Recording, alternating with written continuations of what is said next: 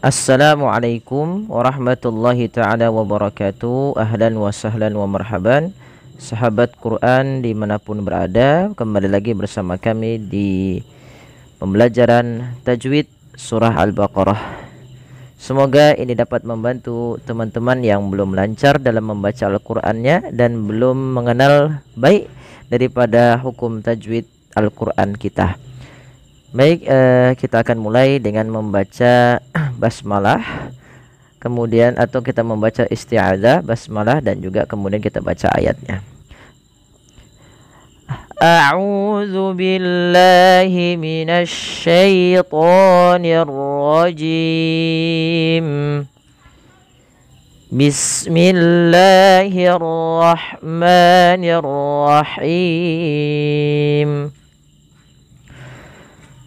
ما ننسخ من آية أو ننسها نأتي بخير منها أو مثلها ألم تعلم أن الله على كل شيء qadir.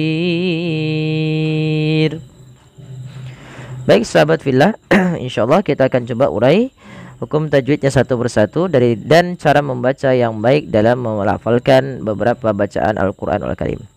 Baik, kita lihat pada lafal ma nansakh. Ma di sini dipanjangkan 2 harakat karena ia kita hukumi dengan bacaan namanya mad tabi'i atau bisa dikenal juga dengan mad asli.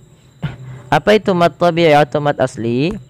Mad tabi'i adalah mad yang terjadi apabila adanya huruf fathah bertemu dengan alif, huruf kasrah bertemu dengan ya, dan huruf dhammah bertemu dengan waw. Dan di sini ma datang setelahnya huruf alif, maka dihukumi dengan bacaan mad tabi'i.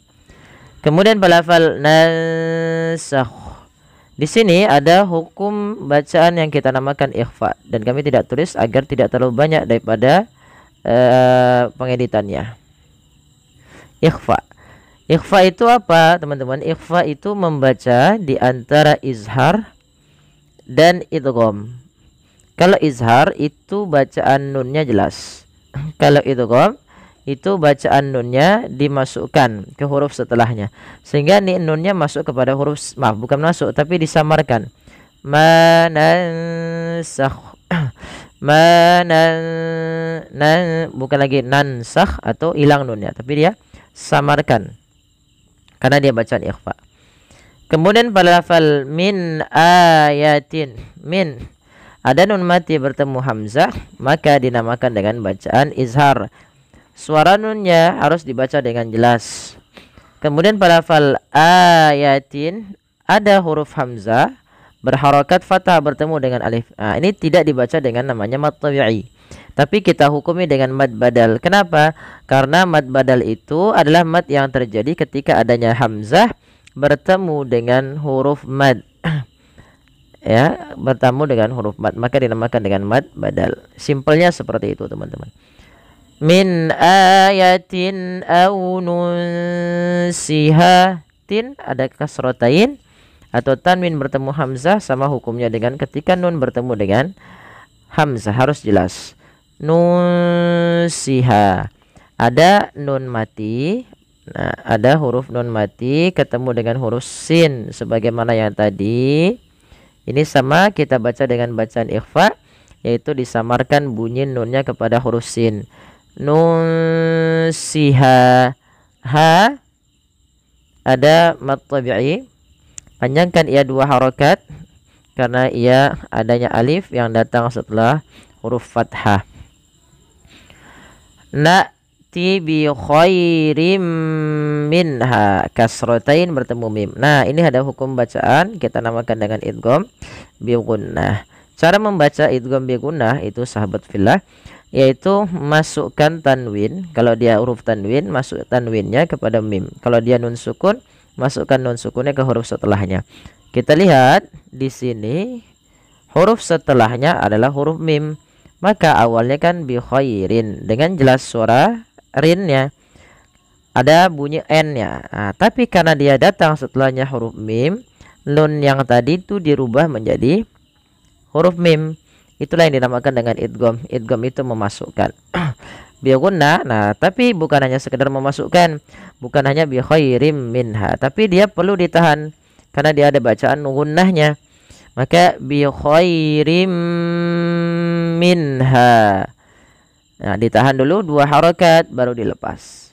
Kemudian pelafal minha sama hukumnya ketika bertemu dengan hamzah, yaitu ada bacaan izhar, yaitu suara suara nunnya diperjelas dengan jelas, minha. Kemudian ha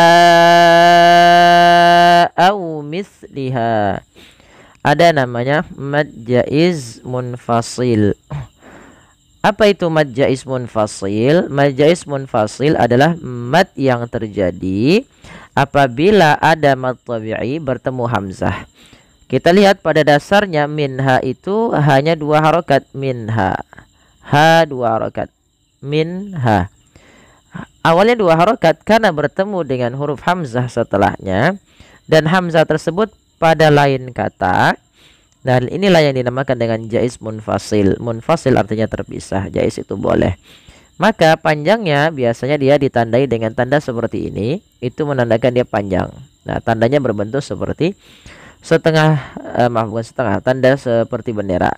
Itu menandakan dia panjangnya lebih daripada 2 harokat. Dan di sini kita panjang untuk hanya 4 harokat atau 5 harokat karena ia mad jaiz munfasil. Kemudian misliha, hati-hati di dalam melafalkan huruf ta, yang mana makhraj dan sifat huruf ta itu berbeda daripada huruf sin. Banyak orang yang salah di dalam membaca huruf ta. Dia membaca dengan sa. Harusnya agar sesuai itu lidah kita tempel dengan 2 gigi sari kita.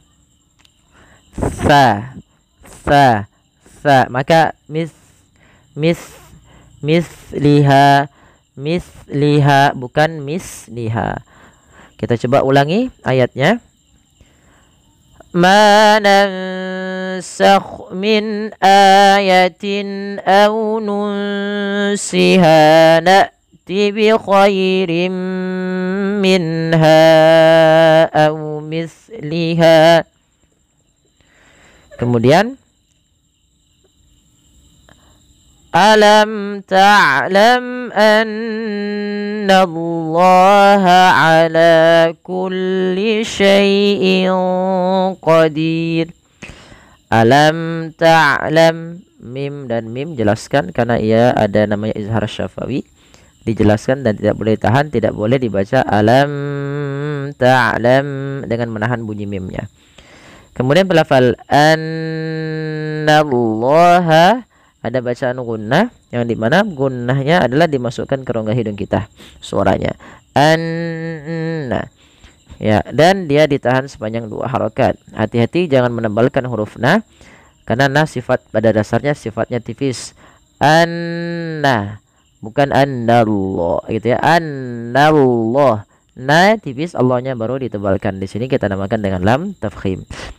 Ala mad tabi'i lagi sebagaimana manangsya syai'in qadir. Tanwin bertemu qaf, ini ada kasratain, awalnya syai'in bertemu qaf, ini disamarkan kepada huruf qaf, yang mana qaf termasuk daripada huruf ikhfa sebagaimana tadi lafal manansakh.